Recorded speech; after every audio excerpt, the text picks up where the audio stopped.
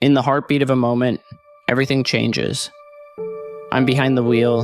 The familiar weight of anticipation sits in my stomach. Today's not just any day. It's the day of the big basketball tournament at Lincoln High School. Dad's next to me, his presence a comforting constant in the whirlwind of teenage life and sports. Basketball has always been more than a game to us.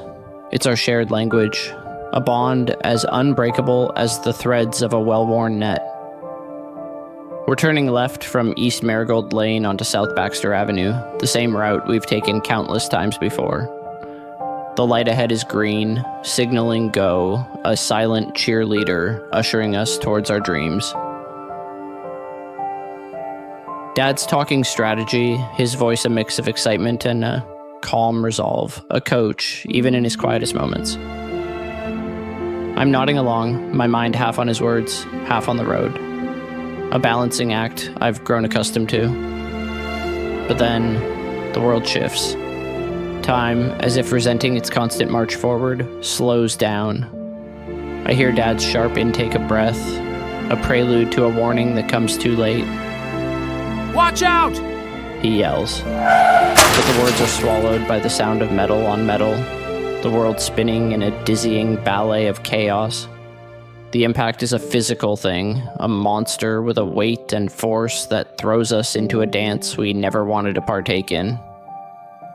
Another vehicle, driven by a boy not much older than me, collides with ours. I later learn he was going 98 miles per hour in a 40 miles per hour zone, a missile aimed straight at our mundane morning. In the aftermath, the silence is deafening. It's the absence of sound that hits hardest, the void where Dad's voice used to be.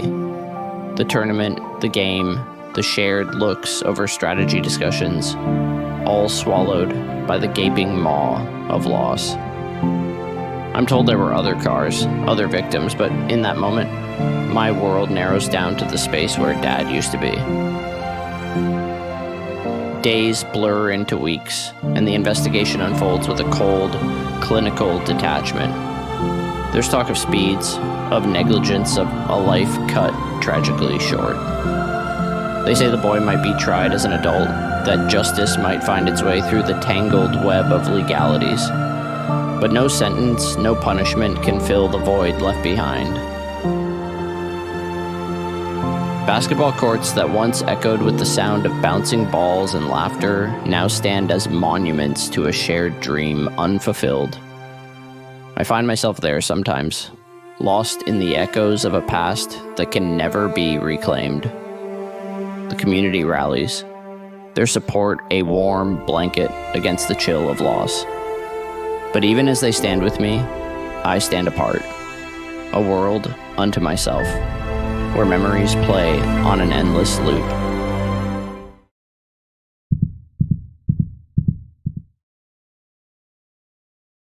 As I pace the dimly lit streets, the echo of my footsteps merges with the distant roar of the game, filtering through the bar's open doors. It's more than just a game. It's a legacy, my family's heartbeat through generations. I feel it in my veins, a connection so deep it transcends mere fandom.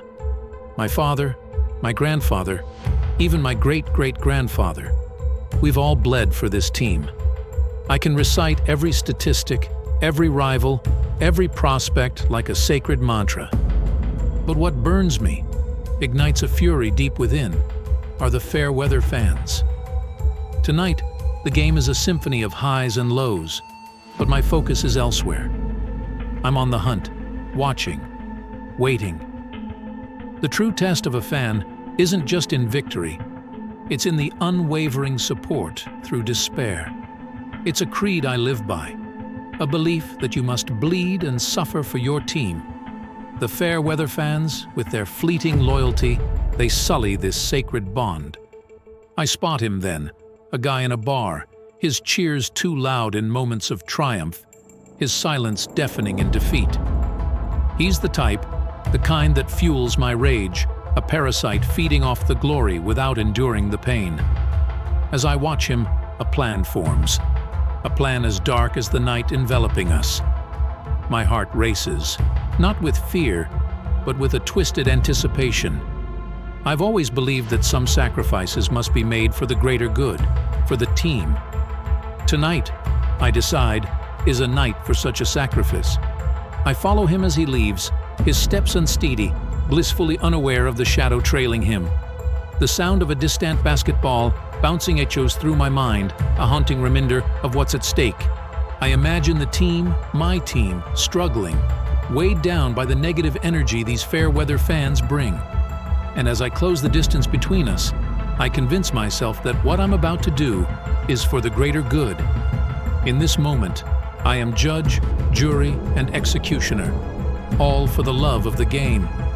The confrontation is brief, a blur of motion and emotion, driven by a fanaticism that's been festering within me. As he falls, I feel a release, a perverse sense of accomplishment. I've protected the legacy, I tell myself. But as I walk away, the adrenaline fades, replaced by a chilling realization. The streets are quieter now, the game's outcome no longer relevant. What have I become? In my quest to defend the honor of my team, I've crossed a line from which there's no return.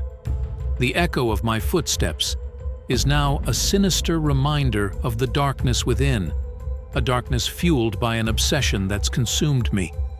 As I vanish into the night, the sound of an ambulance in the distance, I can't help but wonder if the team, my team, is truly better off. Have I saved our legacy, or have I just added another shadow to it? The game goes on, but for me, it's forever changed. I've seen the cost of blind loyalty, the price of fanaticism, and I fear it's a debt I'll be paying for a lifetime.